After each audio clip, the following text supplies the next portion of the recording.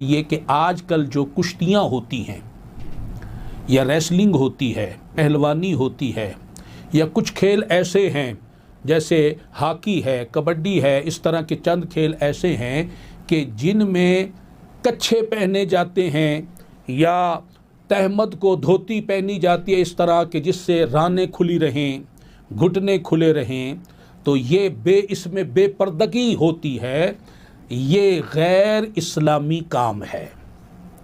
याद रखें कि ये इस मर्दों का ये जो कुश्ती करना है, पहलवानी करना है, और इसके लिए रानें खोल ली जाएं, घुटने खोल लिए जाएं या नाफ के नीचे का हिस्सा नंगा कर दिया जाए, ये जायज़ नहीं है। सित्रे औरत ये है कि मर्द के लिए नाफ के नीचे से लेके घुटनों तक के घुटने उसमें शामिल हैं, घुटने उसमें शामिल है। तो ये छुपाने की चीज़ है, इसका छुपाना दूसरों से फ़र्ज़ है, लाजिम है, ज़रूरी है।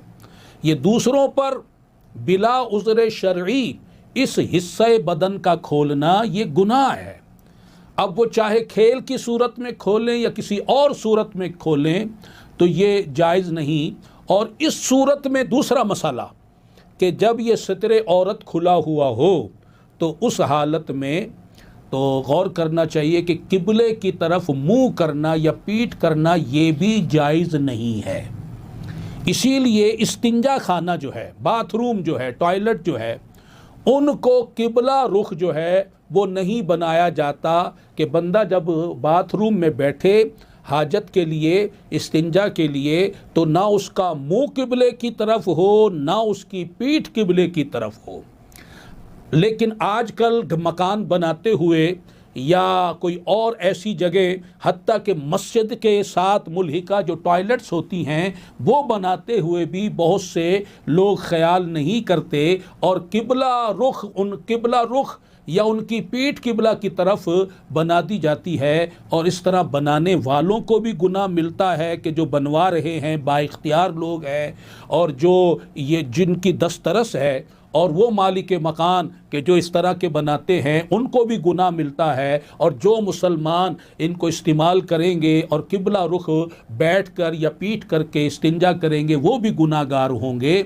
इसी तरह कपड़े तब्दील करते वक्त जब कपड़े तब्दील करेंगे और ये सित्र खुले तो उस सूरत में भी किबले की तरफ ना मुंह होना चाहिए ना पीठ होना चाहिए। इसी तरह नहाते वक्त भी कुछ ख्याल रखना चाहिए।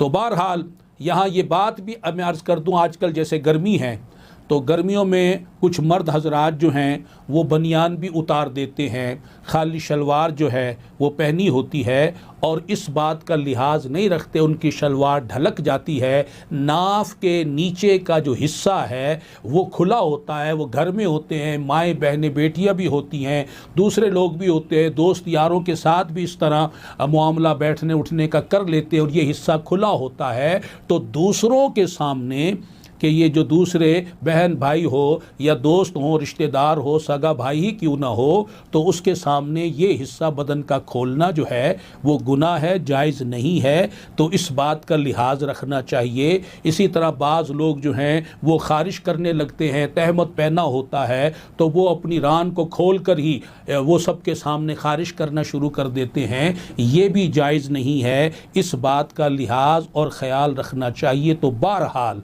ये मसले मैंने आपके सामने दोनों बयान कर दिए, किबला रुख के हवाले से भी और दूसरों के सामने बेसतरी करने का भी, तो इसका भी लिहाज रखें। इसी तरह औरतें दूसरी औरतों के सामने, मर्द दूसरे मर्दों के सामने भी एक दूसरे का ख्याल रखें कि ये जो हिस्सा है बदन का, ये जो सत्रे औरत है, ये खुलने ना पाए किसी के सामने बिला उज़्र शरई। अल्लाह ताला अमल की तौफीक अता फरमाए।